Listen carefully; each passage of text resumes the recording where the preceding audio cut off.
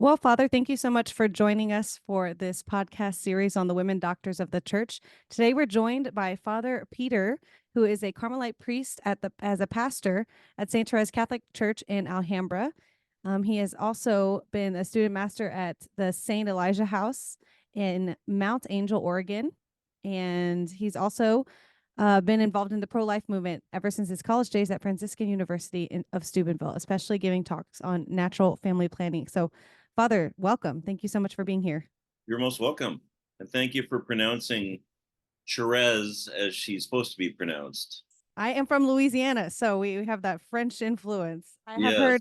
I have heard people pronounce it Saint Therese here in LA. I've never heard that before. Yes, they do. Yes, they do. Even our parishioners. So Father's here to talk to us today about one of the women doctors of the church, Saint Therese, and the joy of this podcast, or the hope for this podcast, is that when we think of the doctors of the church, sometimes we're a little intimidated by them. I know I certainly was when I was younger, and I felt like it was just difficult to understand them, or that they were this is something that you have to like work your way up to intellectually to learn about the doctors of the church. But I think now maybe my perspective has changed, that the doctors of the church are actually the most accessible out of all the spiritual writings that we have in the church, because they're giving us a gift of a new or a fresh proclamation of the gospel. And the reason they have that title is because all of us can benefit from what they have to share. And I think especially learning from the women doctors of the church, I read this book called Women of Hope, and just talking about the virtue of hope in the lives of all these women. Assuming that people don't know anything about Saint Therese, Father, what can you say about her life?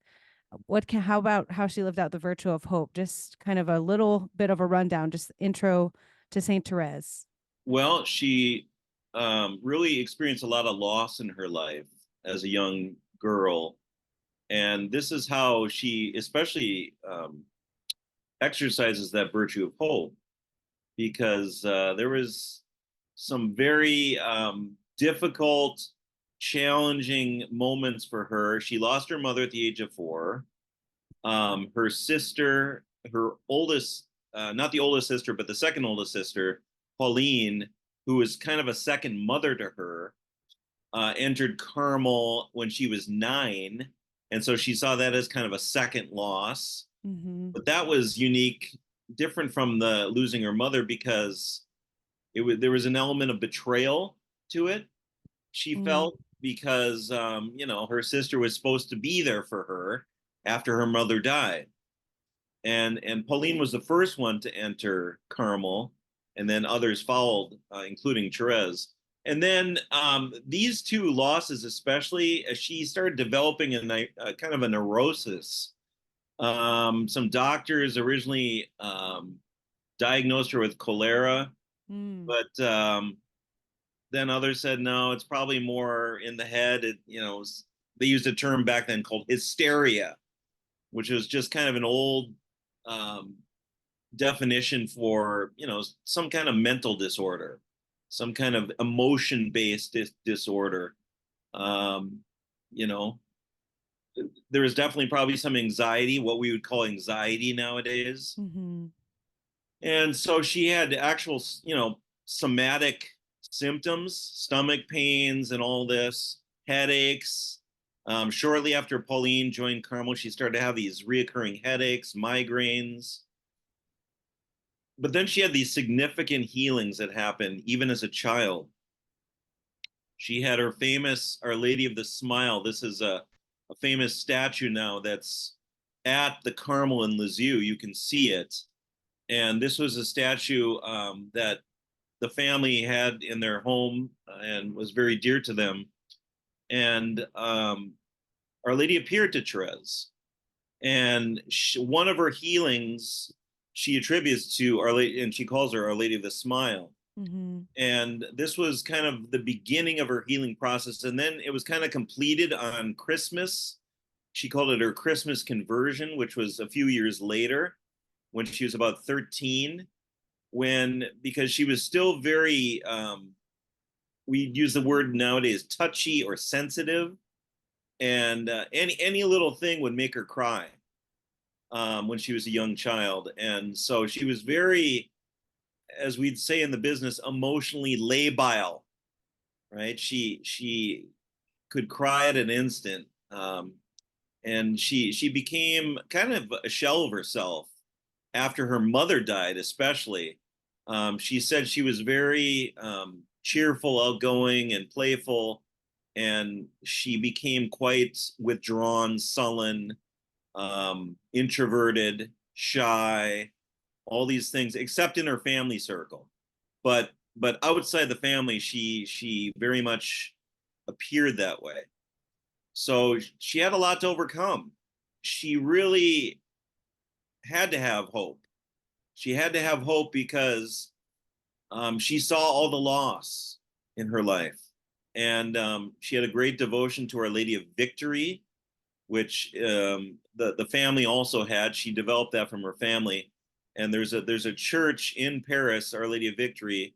Whenever they'd go to Paris, they'd stop there. When I saw her relics for the first time in Paris during World Youth Day in 1997, I think it was, wow, her principal relics were kept at Our Lady of Victory. Wow. And it's a little church in Paris, but it was very close to the Martin family. She eventually, overcame these things in herself. I think we know the famous story. Many of us know the story of Vecellio.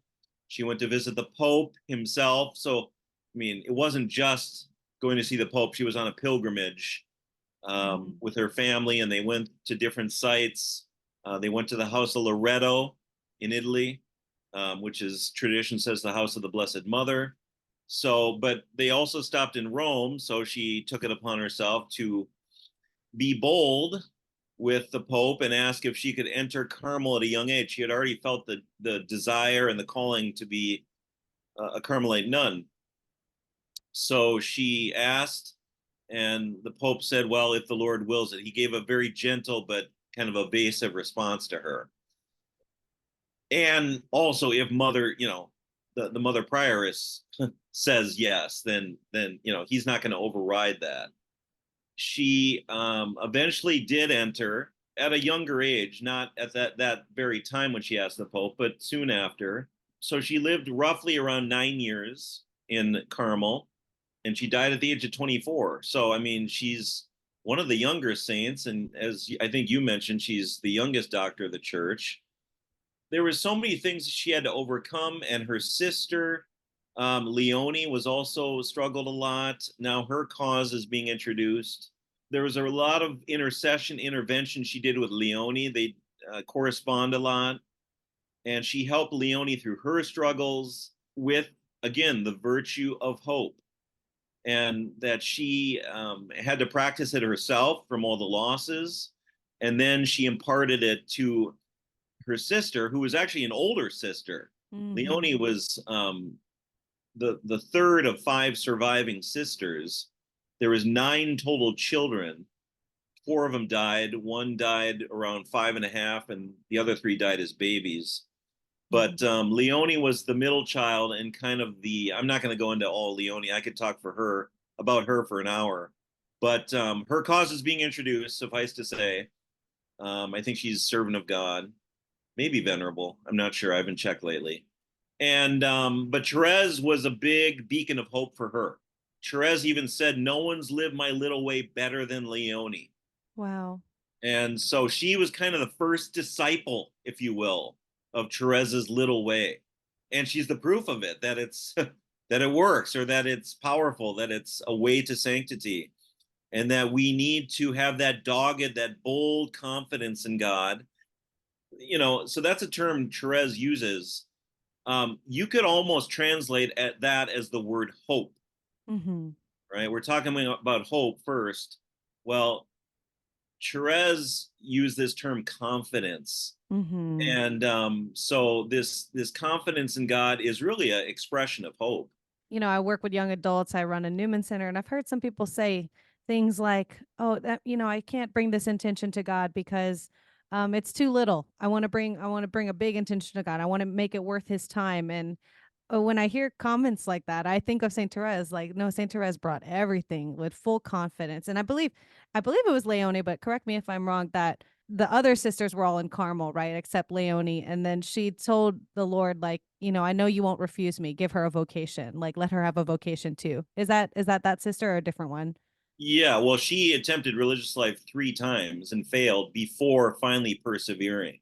Wow. So she first wanted to be, I think, a poor Clare, and then their aunt, so the sister's aunt, Therese and her sisters, their aunt was a visitation nun, Mm-hmm. and that's Saint Zéli's sister. Mm-hmm. So eventually, after Leonie failed with the Poor Clares, she attempted, I think, 2 other times with the visitation. And then the third time, she finally persevered and died in that order. Oh, wow. So all the rest were Carmelites. Yes. Well, and you talk about their family. I know whenever we talked in our little pre-interview, you were talking about the emphasis of the family. So, what do you think Saint Therese's family has to say about her becoming a doctor, her even her sainthood? Like, what's the importance of all of these other people in her life? Obviously, we're going to talk about her and her teaching in a little bit, but what would you Yeah. like to say about her family? I think the first question, or the first topic we need to address, is this idea of the little way. Sure. People talk about what is the origin, or people ask, what is the origin? Where did Therese come up with this idea of the little way? Because it is, she even says in her writings, this is a new way. And dare I say, I'm going to be bold, her spirituality is really a precursor and a foundation for kind of the spirituality of our Second Vatican Council, in that all are the universal call to holiness, right? And that you can sanctify the little things in your life, the ordinary, quote unquote, and make it extraordinary. So her parents both had professions dealing with minutia. What do I mean by that? Her father worked as a watch repairman and watchmaker. So he was always dealing with very small matters. Therese's mother was a lace maker. So very fine embroidery. So, working with very small things. And one theory is that Therese, just knowing her parents, kind of a contemporary example of a two parent working family, Mm-hmm. right? I mean, this is very common in Los Angeles here, right? With the cost of living here, people have to have two income, you know, Mm-hmm. families here. So they were doing this back in the 1800s, right? But they both work with very, detail work, I guess is the best way to say it, Mm-hmm. detail work, small matters. That Therese kind of used that as an analogy for her spirituality, focusing on the small things and sanctifying. Don't worry about the big things. And she even says, I cannot be a great saint like Saint Teresa, right? So she's named after our great Holy Mother of the Carmelites, the other doctor of the church, who's a Mm-hmm. Carmelite, female, first female doctor of the church, actually, Saint Yes. Teresa. She's Therese. In Spanish, it's translated Teresita, like little Teresa. Mm-hmm. So she always saw she could never be like the great Teresa, the big Teresa, but that she's still called to be a saint. And so how has her family influenced her being a doctor and a saint? Again, the formation or the origin or genesis of this little way is revolutionary. Mm-hmm. And for the whole church, so much so that the great Saint Pius X said she's the greatest saint of modern times. Mm-hmm. There's something so lasting, and this is going to continue now, probably for centuries, her little way. Because since then, we've seen more and more canonizations, formal canonizations by the church of quote unquote ordinary saints, Mm-hmm. husbands and wives, working people, lay people. People always used to think saints are just priests and nuns. Mm-hmm. And Therese's little way says the opposite. And couldn't we say that it's almost like a cycle. Therese may have been inspired with her idea of little from her parents, but then her creating by God's grace, having this revelation of the little way, her parents then became the fruits of it, Mm-hmm. right? I mean, even though they died before her little way really was promulgated, you might say it was always kind of in the family. Mm-hmm. And so her parents really lived that little way, even though she didn't really have it written down. She didn't. It wasn't until she was in Carmel that Pauline, who became the mother prioress, ordered her under obedience to start writing her story. Mm-hmm. And her family was such a devout family. It was a different time in the church than what you would think based on what, if you read her writings, you would think, I mean, Therese in a sense is so modern meaning 20th century. But people forget that during those times, there was still a kind of Jansenistic streak in the Mm-hmm. Catholic spirituality. Therese even, in some of her other writings, talks about, counting her sacrifices, Mm-hmm. and doing these penances that are kind of old school penances, like we hear about the old saints doing. And this idea of counting sacrifices, and priests giving, parish missions or retreats or homilies on hell and the last things, and unfortunately things we don't hear about as much now, which maybe we've gone the opposite direction. But Therese really was ahead of her time in a sense, and this is how again she predates or is a precursor to kind of the spirituality of the Second Vatican Council. Mm-hmm. But also, I would even say, Sister Saint Faustina and Yes. the Apostle of Mercy. I don't know if that answers your question, but her family was always a holy family, and now we see her parents are canonized saints, and her sister's cause is open because it was such a loving family. And she was a creative person, Therese. She wrote plays, she Mm-hmm. wrote poems, hymns. She was creative. And so this little way is an expression of creativity too, along with spirituality and divine revelation. It was that nurturing environment that allowed her to give the church the little way and to become, I think, a great doctor of the church. She's called the Doctor of the Little Way, and she's also called the Doctor of Merciful Love. So what would you say are the prominent pillars of those two parts of her teaching that especially maybe young people today can learn from? Like you were saying, this is the universal call to holiness. So this is not just for the consecrated person or the future priest or anyone at the Vatican. This is for everyday people and young people knowing this message. Like what can they learn from Saint Therese from her little way and from her teaching about merciful love? Well, one of her, she has a lot of sayings right before she died. There's even a book, a compilation of kind of her last illness and her last years and her last months with a lot of her sayings. One of them was, "Don't wait to become a great saint. Don't wait." Now, she died at 24.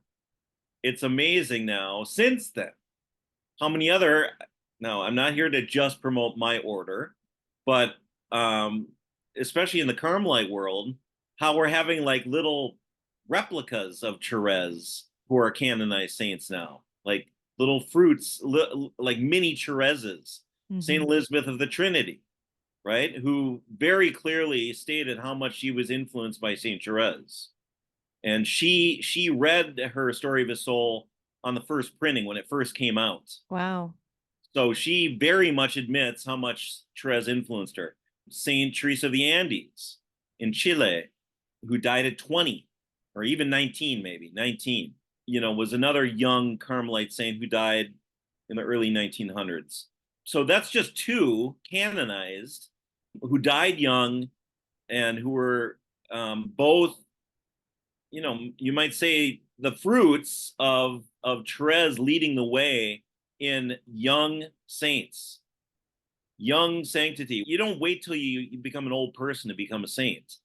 The idea that Therese is saying here is, in not waiting, is that everything is waiting for us right now. Eternity is waiting for us.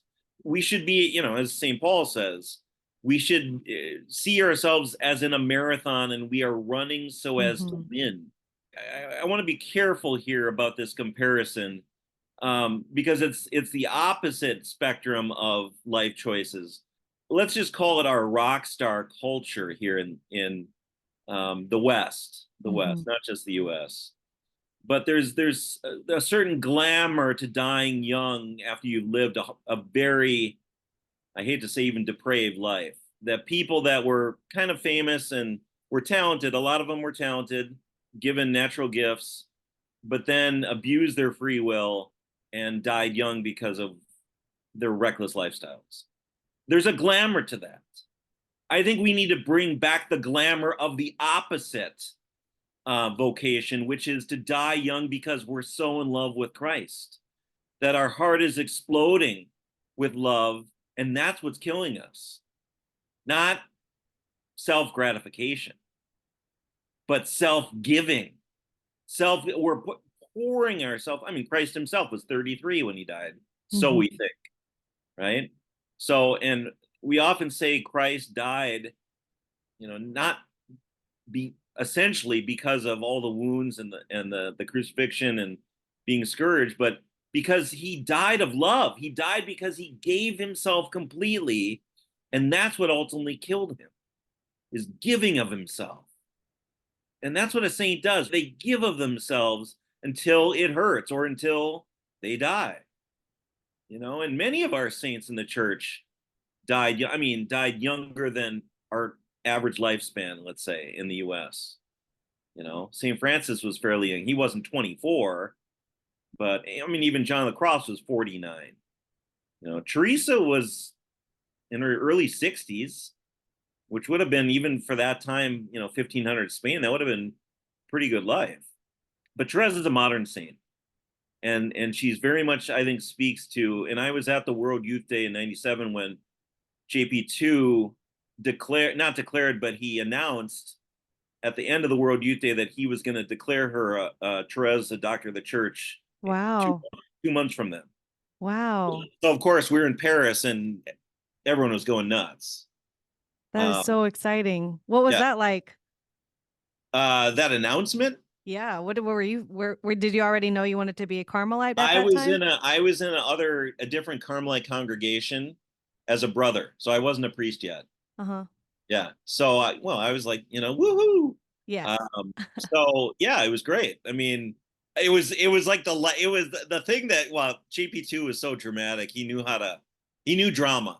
And so I don't want to say he saved the best for last, but it was literally toward the, after the papal mass on Sunday, and it was like one of the last things he said. And it was like the last hurrah for the crowd, and you're in France, and they love their own saints, even if kids that were there were not maybe practicing normally. JP2 knows, go to the saints to inspire the young people. Yeah. And I would say the same thing now with Therese. We need to really go to her and learn about her, and we will be changed. We will be on the track to really striving more for a young sanctity, because there's no time to wait. Yeah. God is always calling us. Eternity is calling us right now. Our friends, the saints, are cheering us on in this race of this life for sanctity. Now, Father, I have a couple of girlfriends who have said something similar sentiments. I've heard this quite a few times, that Saint Therese is so hard for some people because she, maybe there's a couple of different reasons. So she makes it seem simple. I know someone who has said, like, I keep asking Saint Therese to leave me alone, but she keeps bothering me. And they know she's interceding for her, but the little way in some ways is like it feels unattainable for some people because, oh, you were a nun, so of course you're gonna, like, holiness is so easy for you. And or like you were raised in a good family, and you had supportive parents. And but I mean, you were talking about all of her suffering too in the beginning. Like, what would you tell someone who is really struggling with this idea of this little way, or that it was easy for Saint Therese, and that it can't be easy for us because of our times, or like what we witness in the world? How do you think Saint Therese would respond to someone who's, they know that she loves her, that she loves them, but it's just difficult. It's just difficult to grasp. What would you say to young people, especially young women, who maybe struggle with Saint Therese? Well, Therese herself says, Lord, if you find a soul even lower, if it's possible, I think she even says, because she's so rooted in humility. If it's even possible that you find a soul even, lesser than myself, you will provide all the graces to live to live this little way, you Mm-hmm. know, this new way that you've given me and to the church. She's very confident that it's God is the one that's doing it. I think we often say that, but it hasn't really sunken in Mm-hmm. that we still feel we have to, do extraordinary things, Yeah. and dare I say, I think a lot of the books on saints that we have do us a disservice if it makes it seem like sanctity is unattainable. Mm-hmm. So to the extent that it does, then I think it does us a disservice, Mm-hmm. because God, and this is really true, so right now we're celebrating here at St. Therese Catholic Church in Alhambra, California, our 100 years as a parish, centenary. And we have two big banners on the front facade with Therese.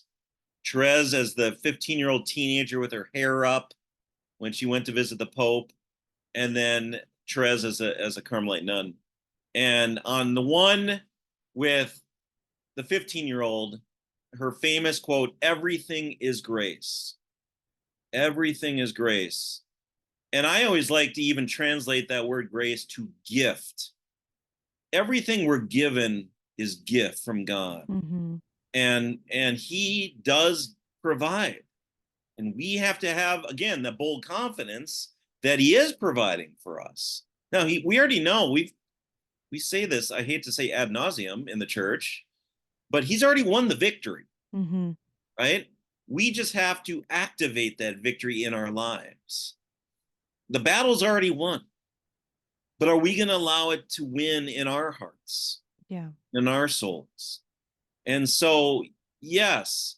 Now, I've heard it said that nowadays, because of the extreme depravity that the direction our culture is going, at least in the West, that even ordinary sanctity, if you can call it that, is heroic. Even just to be faithful, Yeah. right? To chastity as a young person nowadays. With the, Therese and those times had none of the media we have, the bombardment of media with a lot of unchastity. So we do need to be radical in that sense. I mean, I've encouraged, so I don't know if you've heard of this a lot with young adults, but it seems like like you're asking people to cut off their arm or leg. But sometimes at Lent, the beginning of Lent, I'll say, don't worry about the chocolate or whatever you usually give up at Lent. How about giving up social media? Yeah.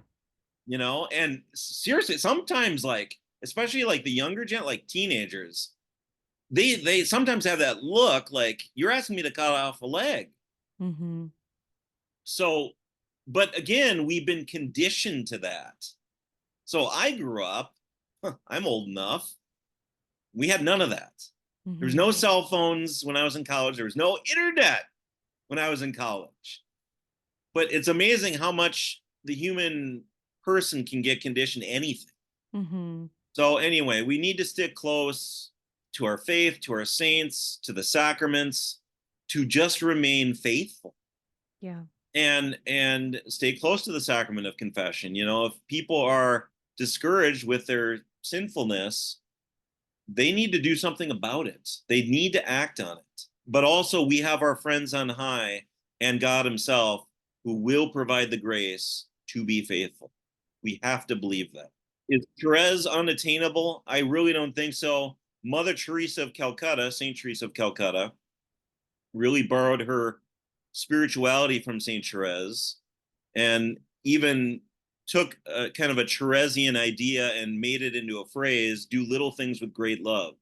That's not Therese. Exactly, that exact quote. That's Mother Teresa of Calcutta. But it's very Theresian. I think all of us, lay people, anyone, all of us can do little things with great love. I mean, we're capable of it. Are we cognizant enough? Are we prayerful enough to be able to be in that moment and do that? That's the other question. Something that you said just reminded me of this. I don't know if it's a saint or servant of a god. His name's Marcel Van. I believe, he Saint Therese appeared to him, and I think she said something along the lines of, I was trying to find the direct quote, but I think she said something along the lines to him like, "You will be my little brother, and I will be your little sister, and we'll hold hands and we'll get through this together." And now his cause is open. I don't know if he's a servant of God yet, but anyway, I don't know. When I heard that quote, I kind of loved it because she's obviously like a spiritual big sister and spiritual mother to so many, but she's calling herself a little sister, I think, in that quote. I'm just thinking of her companionship because she's a young person, and even though she's not lived in the world that we live in today, she's suffered and she's just rooting for us. I think that's like my greatest image of saints, is that they're just rooting for us and praying us into our vocations too. And she experienced real discouragement bordering on despair. She even is quoted toward the end in her last kind of passion, her last suffering, that, if it wasn't for her faith, she could see herself consuming a bottle of pills. Wow. Okay?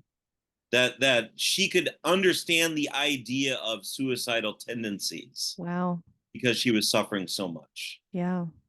If that isn't relatable, I don't know what. Right. I know. That's what I was just thinking. I was like, man, isn't that so many people's like experiences with the world right now? Just hopeless. Right. So, but yeah, she's such a great beacon of hope, like you said, and teaching us and guiding us and rooting for us, living out hope in a way that's visible and attainable, and someone we can learn from for sure. We Carmelites preach novenas, 9 days where we preach, and it's usually at one of our nuns' monasteries. And our nuns in San Francisco, which is right near University of San Francisco, the Jesuit school, kind of just 2 blocks from Haight-Ashbury, right? All that scene. We have these cloistered Carmelite nuns who are very holy, but they have a novena to Saint Therese leading up to her feast day. And whenever I do a novena or preach extended on Therese, I always will include something about Leone, because Leone is kind of the living proof of Therese's doctorship, if you want to call it that her little way is for real. And that people's lives can be changed and we can become great saints by living it. Yeah. I mean, Leone is the success story of Therese's little way, just the first of many. Yes, of course. Yeah. Man, this is so good. Father Peter, thank you so much for your passion for Saint Therese and her teaching, and sharing so much about her life and her family and what she has to offer young people today, especially young women. Would you be able to close this in prayer right now? Sure. Thank you. In the name of the Father, and the Son, and the Holy Spirit, amen. Heavenly Father, thank you. We thank you for this great saint of Saint Therese and for her little way, which is your way, which is the way of Nazareth, the hidden life, living as the Holy Family did, sanctifying family moments, sanctifying the little things in our homes. We ask for the grace to live that, to really be convicted about that. And through the intercession of Saint Therese, maybe we become and strive to be great saints, whatever age we are, and not wait to become the great saints that you are calling us to be. And we ask this in Jesus' name. and through the intercession of Saint Therese. Amen.